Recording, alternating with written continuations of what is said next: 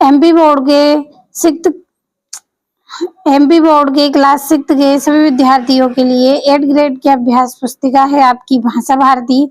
तो इस पुस्तक का आपका जो अगला पार्ट है वो पार्ट 14 है। तो पार्ट 14 हम कंप्लीट करेंगे। किस तरह के क्वेश्चन आपके रहेंगे? तो जो पार्ट 14 है इसका नाम है आपका नारियल का बगीचा।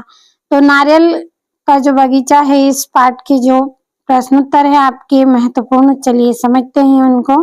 तो पहला प्रश्न आपका रहेगा बहुविकल्पी प्रश्न, गोडी नृत्य नृत्य किस राज्य का पारंपरिक नृत्य है? तो ये मध्य प्रदेश का पारंपरिक नृत्य है। अगला आपका प्रश्न रहेगा इसमें, केरल में नौका प्रतियोगिता किस अवसर पर आयोजित की जाती है? तो ओणम पर। कब की जाती है? ओणम पर की जाती है। तीसरा, यात्रा का सुविधाजनक और सस्ता साधन कौन सा है? तो रेलगाड़ी। कौन सा है? रेलगाड़ी। अगला आपका प्रश्न रहेगा, मलयानी मलयानी कहते हैं? तो मलयानी केरल के लोगों को कहते हैं। किसको बोलते हैं? केरल के जो लोग होते हैं उनको बोलते हैं। अगला आपका रहेगा, नीति में एक प्रत्यय जोड़ने पर कौन सा शब्द बनेगा? तो नैतिक शब्द बनेगा। अब अगला आपका जो प्रश्न है उसमें आपको रिक्त स्थान भरकर इनकी पूर्ति करना है। जो नीचे शब्द दिए गए हैं इनमें रिक्त स्थान भरने हैं आपको। तो छठा है, असम रेड्डेस के बगीचों के लिए जाना जाता है? तो ये चाय के बगीचों के लिए जाना जाता है। सातवां, नारियल पानी का अधिक उपयोग रेड्डेस ऋतु में होता है? तो ग्रीष्म ऋतु में होता है। आठवां, केरल को मसालों का प्रदेश कहते हैं? क्या बोलते हैं? केरल को मसालों का प्रदेश भी कहते हैं। नवा है, पितृ का तद्भव शब्द रेड्डेस है? तो क्या है? पिता। क्या रहेगा? पिता। अगला आपका है, नारियल के समान रेड्डेस केले के पेड़ का भी धार्मिक और सांस्कृतिक महत्व है? तो जो नारियल के समान है वो कौन है? केले का जो पेड़ है वो भी धार्मिक और सांस्कृतिक महत्व में आता है। अगला आपका प्रश्न है, अति लघुत्तरी, केरल और असम के जंगलों में क्या समानता है? तो दोनों राज्यों के जंगल हरे भरे और प्राकृतिक संपदा से भरपूर हैं। कैसे हैं? हरे भरे हैं और प्राकृतिक संपदा से भरपूर हैं। अगला है, दक्षिण भारत में प्रचलित प्रिय भोजन कौन सा है? तो इडली, डोसा, सांभर और नारियल की चटनी। क्या क्या है? इडली है, डोसा, सांभर और नारियल की चटनी। अगला आपका प्रश्न रहेगा इसमें, केरल को भारत का नंदन वन क्यों कहते हैं? क्योंकि केरल प्राकृतिक सुंदरता, हरियाली, नदियों और बैक वाटर और नारियल के पेड़ों से भरपूर है, इसलिए इसे नंदन वन कहते हैं।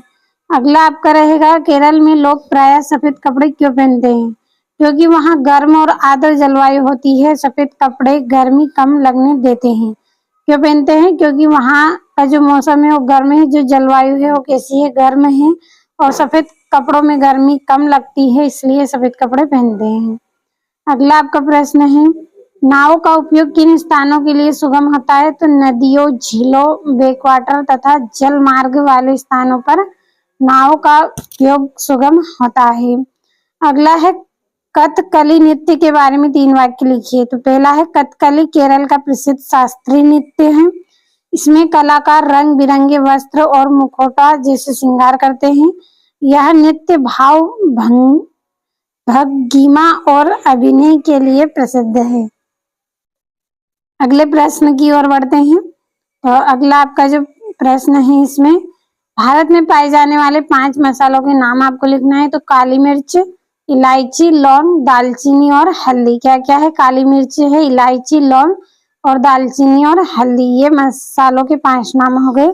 अगला है, नारियल के वृक्ष के कोई 4 उपयोग लिखिए। तो पहला, नारियल का पानी पीने में उपयोग में आता है। दूसरा, नारियल का तेल बनाने में उपयोग करते हैं नारियल का, और जटा यानी कि रेशे से रस्सी और चटाई बनाने में, और पत्तियों से झोपड़ी की छत और झाड़ू बनाने में। तो किस किस काम में आते हैं? जो नारियल है, नारियल का उपयोग पानी पीने में काम आता है, तेल बनाने में, रस्सी चटाई बनाने में, और पत्तियों से झोपड़ी की छत और झाड़ू बनाते हैं। आपका अगला जो प्रश्न है, सागौन, रबर और चंदन के वृक्षों के 2 उपयोग लिखिए। तो पहला है, सागौन फर्नीचर बनाने में और दरवाजे खिड़की बनाने में सागौन का उपयोग होता है। दूसरा है, रबर टायर बनाने में और जूते चप्पल बनाने में। जूते चप्पल किससे बने होते हैं? टायर से। और जो चंदन है, चंदन इत्र बनाने में और पूजा एवं औषधि में, इत्र बनाएंगे और पूजा पाठ में भी इसका उपयोग किया जाता है। अगला आपका जो प्रश्न है, आपने किसी एक यात्रा अनुभव को लिखिए। आपने कोई यात्रा की हो तो उसका अनुभव आपको बताना है। तो मैं अपने परिवार के साथ उज्जैन गया। कहाँ पे उज्जैन गया था? वहाँ हमने महाकाल मंदिर में दर्शन किए। कौन से मंदिर में? महाकाल मंदिर में।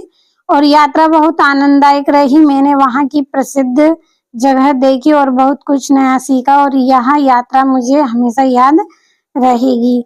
तो बच्चों, आज इस क्लास में मैंने आपको पार्ट 14 अच्छे से कंप्लीट करवाया है। आपको सभी क्वेश्चन के आंसरों को अपनी बुक में भर लेना है और अच्छे से कंप्लीट कर लेना है।